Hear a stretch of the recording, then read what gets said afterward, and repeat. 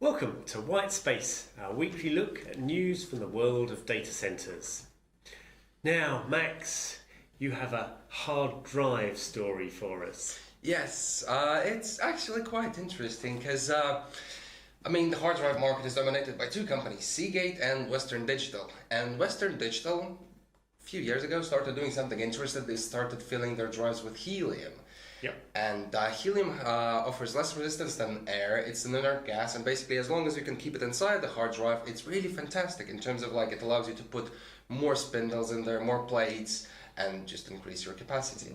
So Western Digital did this. They boosted their drives to about what is it now? It's like 10, 12 terabytes, yep. And they sort of have a roadmap how to increase it. Seagate, though.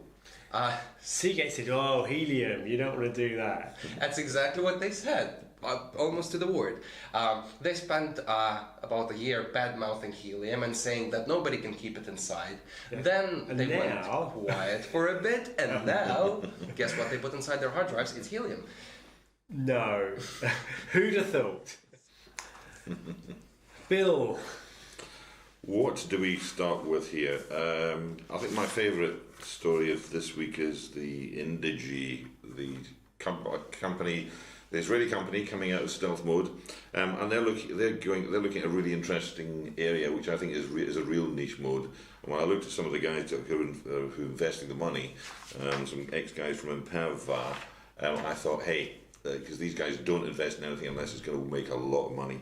And what they're looking at the gap between the control systems, the SCADA control systems, and IT systems. Theoretically, there's an air gap there where there's no contact.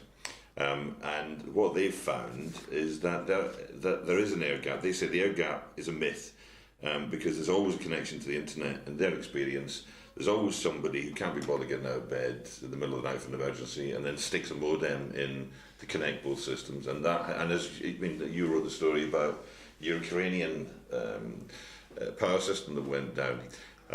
So these guys are also mentioned when I talked to them that the facilities guys still refuse to talk to the IT guys. They just the SCADA people will not, and actually will refuse to sit down and talk with the IT people. So they're bridging that gap. Good, interesting stuff. Yeah, because it's going to be an increasing market as well. Because sort of like all the manufacturing guys, they didn't need security. Nobody would think of attacking them, and now it's a cool new battleground. They're sort of like taking over the factories and the plants and the. And in the interesting story that we dug out while we were doing that was the New York dam, which was affected, which was hacked into. Now that was 2 years ago, and the story only came out last month. So they kept it quiet because a dam opening outside, 5 miles from New York, it doesn't. It was a horrific situation if that happened. But yeah. Right. Okay. I've spent a bit of time this week in the confusing world of software and DevOps.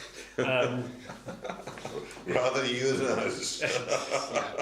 Right, but first of all, Rackspace hired a DevOps expert, Brian Stein from Puppet Labs. Now, Brian Stein was previously at Red Hat, and there's a theme there that Rackspace were keen to mention to me.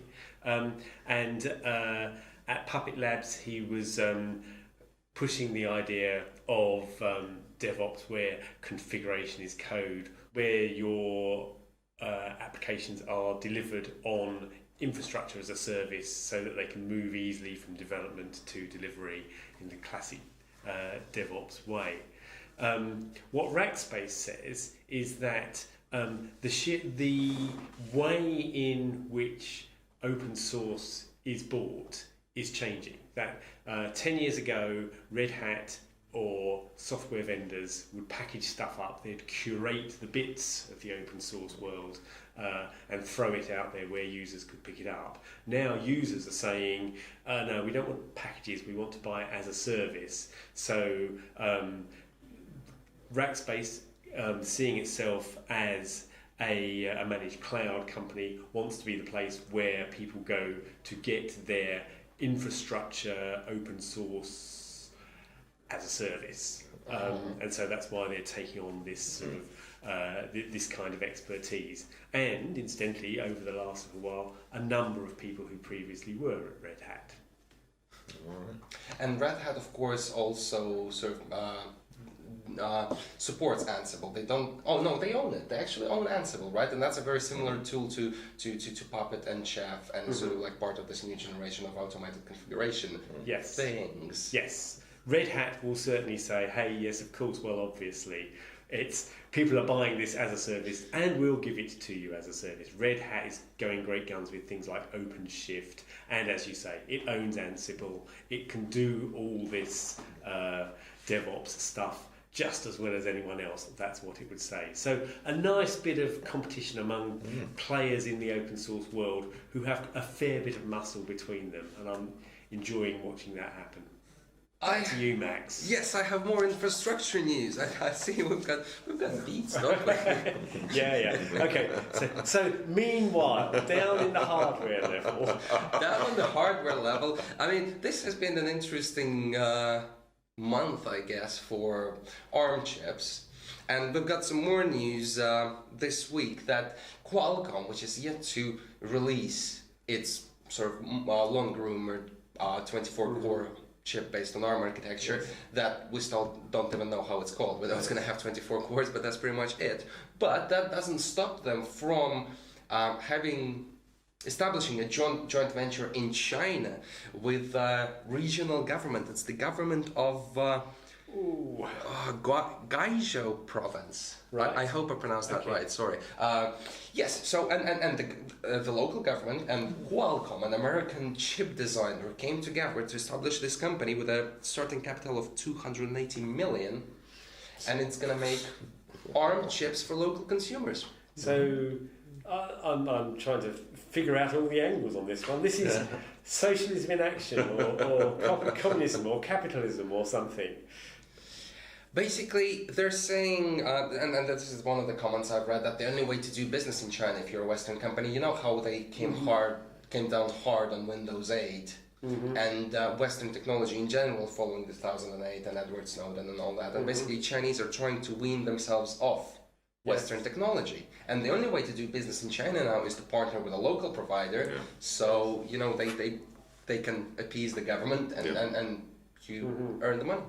But this is interesting because in the West we're losing enthusiasm for ARM in the data center because Intel has its own low power chips which now actually consume less power than some of the ARM models on the market. Right. And there's also open power from IBM, which is trying to do the same thing. And again, a lot of the projects that have had a lot of excitement around them have been delayed for years. For example, AMD's latest chip has been delayed for 2 years, and in IT that's a long time. Yes. And as you say, if Intel chips now use less power, which was the reason for going to ARM, then the only reason for going to ARM would be ideological. Yeah. Anything from you, Bill? On the political or humanities I think I'm going to avoid the political and go back to the human elements of the poor dispossessed masses in the European zone. And a good story: UK talent shortage grows as staff plan early retirement. It seems the baby boomers are planning early retirement and being forced out of their jobs in some cases. Some of the stats from I think it was the Randfeld Institute show that 36% of employees in the technology say the pressure for them to get out at pension age when they reach the pension age in the UK, which is 65, is significant. While only 14% say they don't feel that pressure. So there's a lot of pressure to get people out. Now, that would be okay if we had the skills base coming up, but we're not educating people in technology. But what's interesting, some of the European countries are. So one of the other surveys I just read this morning is that the UK is pulling in people from all over the rest of Europe, you know, really trained people from Poland, from Czechoslovakia, from Hungary, Bulgaria. So they're beginning to come in. And the only spot of sunshine in the UK is Silicon Gorge in Wales. were employees working in the Silicon Gorge cluster, which I have to say I'd never heard of before, are better prepared than most to deal with the ageing workforce. Right. Okay. Final exciting technology news is unikernels. A few years back I heard of microkernels. Forget that. Unikernels are something completely different. Take a container. A container has an application with only the resources it needs to run on. Okay, but that is still running on an operating system kernel, which is probably on a hypervisor, etc., before you get down to the bare metal. Mm-hmm. Unikernel Systems, which is a startup at the University of Cambridge, and has been leading this kind of general move amongst computer science departments. I mean, one reason why this is called unikernel, I suppose, might be because they're all happening at unis, but that may or may not be the case. But what they've done, what happens here is there is no kernel of the operating system. There's no separated off protected space.